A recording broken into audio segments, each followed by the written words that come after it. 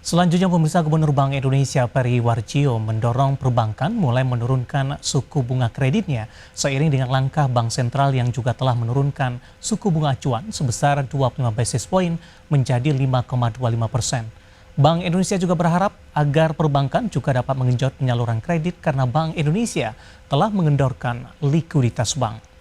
Sementara itu, Peri memproyeksikan sampai akhir tahun ini penyaluran kredit oleh perbankan masih akan tumbuh di kisaran 8 hingga 11%.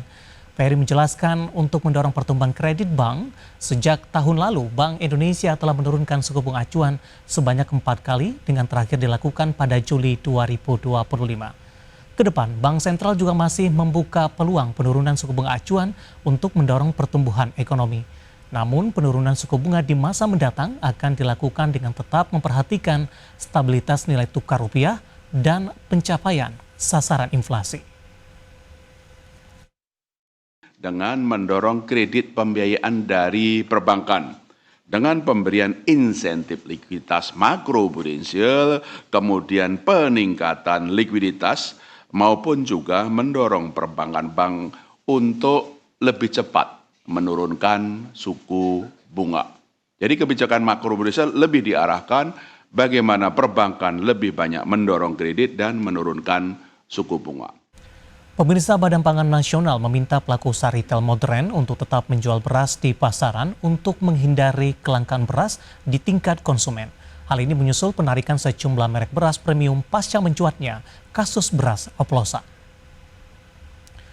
Meski demikian, terhadap beras yang diindikasikan tidak memenuhi ketentuan standar mutu beras premium, Bappenas meminta pelaku retail modern untuk menurunkan harga jual yang disesuaikan dengan standar mutu beras yang ada dalam kemasan tersebut. Retail modern tetap menjalankan transaksi penjualan beras seperti biasa, sehingga ketersediaan pasokan dan stok beras di tingkat konsumen tetap terjaga dan tidak mengalami gangguan. Yang kedua, stok yang ada di saat ini di gudang maupun di display tetap harus dijual. Nah, kemudian terhadap beras yang diindikasikan tidak memenuhi ketentuan standar mutu beras premium, agar dilakukan penurunan harga yang disesuaikan dengan standar mutu beras yang dalam kemasan tersebut. Sehingga sekali lagi tujuannya adalah tidak terjadi kelangkaan terkait dengan beras baik di retail modern maupun di Kita beralih ke informasi emiten, pemirsa, di mana emiten beton PT Wijaya Karya Beton Tbk akan melakukan pengiriman perdana produk precast concrete lining atau precast tunnel dari pabrik beton di Angat Bulacan menuju lokasi Metro Manila Subway Project Paket CP102 di kawasan Filipina. Direktur Utama PT Wijaya Karya Beton Tbk, Kunchara, mengatakan bahwa pencapaian ini sekaligus menambah jejak langkah strategis perseroan dalam penetrasi pasar internasional, khususnya di kawasan Asia Tenggara yang semakin berkembang pesat. Di mana pengiriman perdana PC Lining ini merupakan hasil kerjasama strategis konsorsium dengan Clara International Corporation yang dipercaya untuk mengerjakan struktur lintasan bawah tanah pada salah satu proyek infrastruktur perkereta apian di Filipina. Dan sebagai informasi, pemirsa, Metro Manila Subway sendiri merupakan proyek strategis nasional pemerintah Filipina yang akan mengubah wajah transportasi massal di kawasan ibu kota dengan total panjang lintasan mencapai 33 km dan didukung oleh 17 stasiun yang akan menghubungkan Valenzuela City hingga Ninoy Aquino International Airport dengan total proyek mencapai senilai 488,5 miliar peso.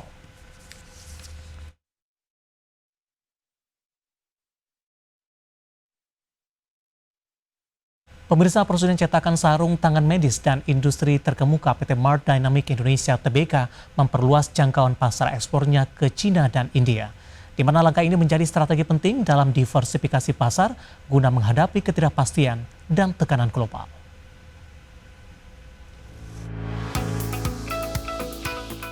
PT Mart Dynamic Indonesia Tbk memperluas jangkauan pasar ekspornya ke Cina dan India.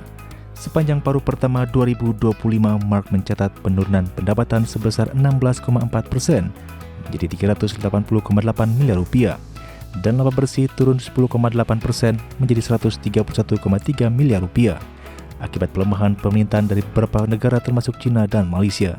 Penurunan ini dipicu sikap wait and see industri global terhadap kebijakan tarif Amerika Serikat yang mempengaruhi rantai pasokan, khususnya di sektor sarung tangan medis. Meski penjualan menurun, Mark berhasil meningkatkan efisiensi operasional dan margin keuntungan, dengan net margin naik menjadi 34,5% dan operating margin 42,4%. Direktur Utama Ridwan Goh menyatakan bahwa diversifikasi pasar menjadi kunci daya tahan bisnis, dan pasar Cina serta India yang sedang membangun kapasitas produksi memberikan peluang besar sebagai penopang pertumbuhan masa depan. Mark optimis meningkatkan penjualan ekspor ke Cina dan India di tengah potensi pasar sarung tangan sekali pakai yang diperkirakan terus tumbuh global hingga tahun 2030. Strategi ini diharapkan memperkuat posisi Mark sebagai pemain global utama, sekaligus menjaga kesinambungan bisnisnya di tengah dinamika pasar internasional yang kompleks. Berbagai sumber untuk IDX Channel. PT Lautan Luas Tbk mencatatkan pendapatan konsolidasi sebesar 4,21 triliun pada kuartal kedua 2025, mengalami pertumbuhan signifikan 13,7% dibanding periode yang sama di tahun lalu. Meski demikian, laba bersih perusahaan turun hampir 42% akibat tekanan biaya dan kondisi pasar yang menantang. LTLS berhasil meningkatkan pendapatan dari 3,7 triliun rupiah pada kuartal 2 2024 menjadi 4,21 triliun rupiah pada kuartal 2 2025. Kenaikan ini terutama didorong oleh peningkatan margin pada bahan baku makanan serta pertumbuhan di sektor manufaktur, distribusi bahan kimia, dan layanan pendukung. Pendapatan kuat ini menunjukkan ketahanan bisnis LTLS di tengah tantangan ekonomi global. Meski pendapatan naik, laba bersih LTLS menyusut tajam menjadi 79,6 miliar, turun 41,7% dibandingkan periode yang sama tahun lalu. Penurunan laba ini disebabkan oleh kenaikan beban pokok pendapatan, beban usaha, serta melonjaknya beban keuangan perusahaan. Selain itu, pendapatan operasi lain ikut menurun signifikan menekan profitabilitas perusahaan. Manajemen LTLS mengaku terus melakukan langkah strategis untuk menjaga kestabilan dan pertumbuhan berkelanjutan.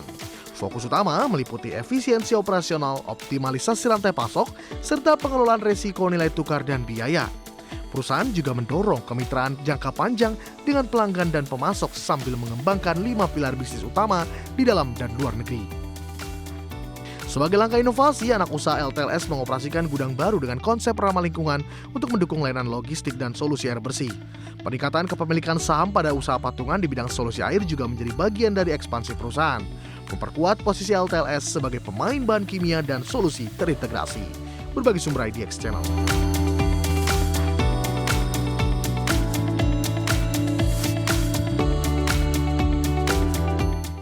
Dan pemirsa, aktivitas perdagangan di sesi pertama hari ini sudah berakhir pemirsa, dan indeks harga saham gabungan lebih cenderung tertekan, mengalami pelemahan yang cukup dalam di 0,72%, dan indeks harga saham gabungan ini kembali meninggalkan level 7.600-an dan ditutup di sesi pertama di sekitar level di 7.500-an pemirsa. Langsung saja kita ke grafis yang pertama, kita akan coba update seperti apa posisi dari saham-saham yang masuk ke dalam deretan top gainers pemirsa. Ada WiFi dari teknologi hari ini rebound kembali di 3,52% di 2.940. Ada Toba juga menguat di 2,65% di 1.150. Dari Plantation ada BWPT. Ya, BWPT ya di rebound signifikan di 14,29% di 128 di tengah rilis kinerja semester pertama. Kemudian ada Inet menguat di 3,16% di level 326 pemirsa. Ya, saham-saham yang hari ini menjadi pemberat datang dari perbankan Big Cap. BBRI tertekan cukup dalam di 2,30% di 3830. Barang baku BRMS berbalik melemah setelah naik signifikan di perdagangan sebelumnya di 1,70%. Cuan hari ini tidak ada cuan, melemah di 2,05% di 1590. Dan PGEO hari ini juga koreksi dalam usai rilis kinerja di semester pertama 2025 ditutup di 1775. Kita akan coba lihat rotasi pergerakan sektoral pemirsa di penutupan sesi kedua pertama hari ini. Maksud kami, konsumsi primer memimpin penguatan di 0,92%, industri juga menguat di 0,75%. Keuangan masih menjadi pemberat utama, melemah di 1,93%, infrastruktur juga tertekan di 1,73%. Ya, updatean pergerakan indeks harga saham gabungan dan juga beberapa data lainnya yang dia berhasil dihimpun oleh tim redaksi kami, dan semoga bisa menjadi salah satu referensi untuk Anda.